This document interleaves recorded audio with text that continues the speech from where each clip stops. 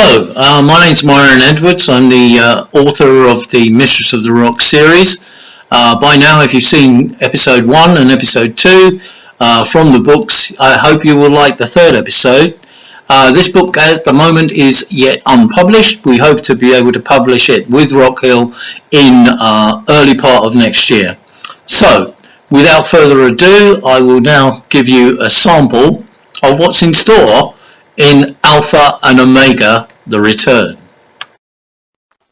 Okay, we're now going to read Chapter 1 from Alpha and Omega, The Return. Chapter 1, Death and Clocks. Julie Cole sat alone at the kitchen table, sipping her black coffee.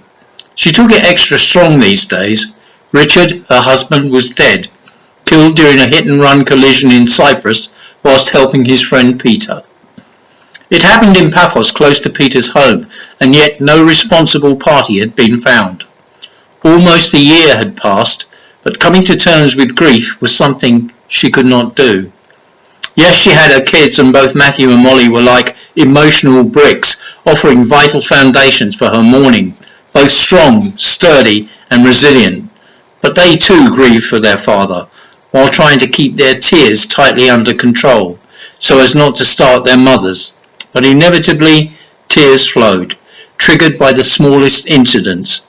A word, a comment, even a look stirred them, as the memories kicked in. She glanced at the hot swirls rising from the cup, just another trivial support she leaned on since Richard's demise. Peter's phone call about the events had been the beginning of a surreal week, as with the passing of days came the slow realization that Richard was not coming back. Sadly, for all of them, this gradually sunk in. Since that first day, Julie took to staring at the clock, something she never did before, never paying much attention to the object that had always been there. It had a large wooden case with distinctive brass hands and large Roman numerals.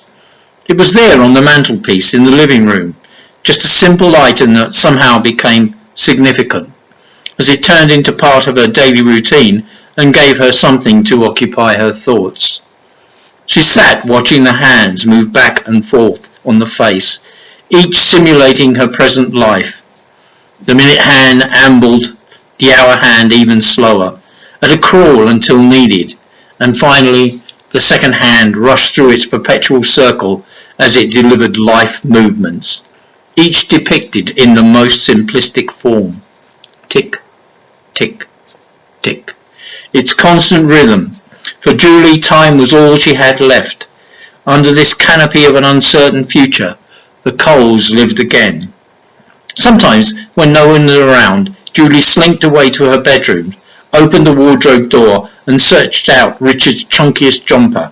Grabbing it, she pushed her face into the soft fabric, letting her nose catch a breath of his scent. Even now, there was still a remnant that was exclusively him.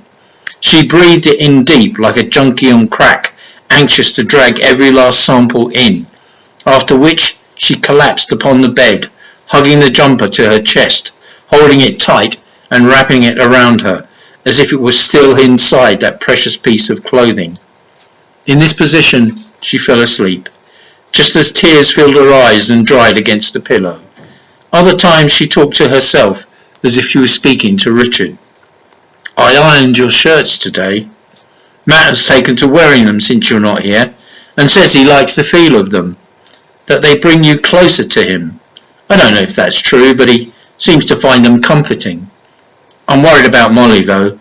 She's lost a lot of her sparkle. She was bright and bubbly when she was away on her gap year. Now she just looks sad. Richard, I hate you for dying and leaving us like this. Then I stop myself from hating you and hate myself for letting you go and for talking me into another one of your crazy ideas, knowing I could never stop you, even if I wanted to. That's the hardest part, not controlling your fate and not being there for you. In these phantom-filled tantrums, she drifted to sleep, where her dreams were constantly mixed, the pictures and memories always vivid.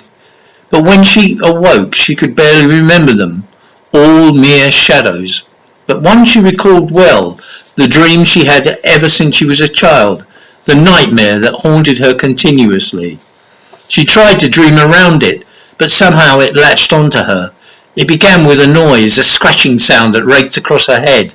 Then came a large translucent ball that carried within the sound voices repeating over and over, "Of course, of course, of course."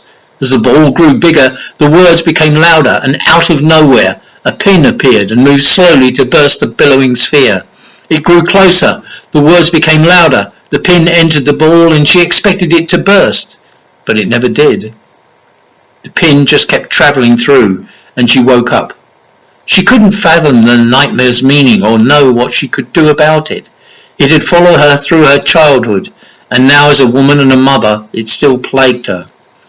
Most of her dreams included Richard, but recently they'd become tinged with other faces and places.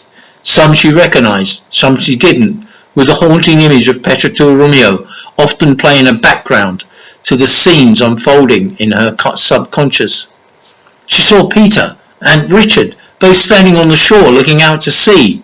As she pushed herself further into the scene, she could almost reach out and touch Richard. She stretched her hand out, calling to him, saw him turn and look towards her, then turned back as the echo of her voice died in the wind, only to be replaced by another, one she knew well and had hoped would never hear again. Only this time, the voice was calling to her. "Julie, Julie, you must come. You must come. To know the truth, you must come."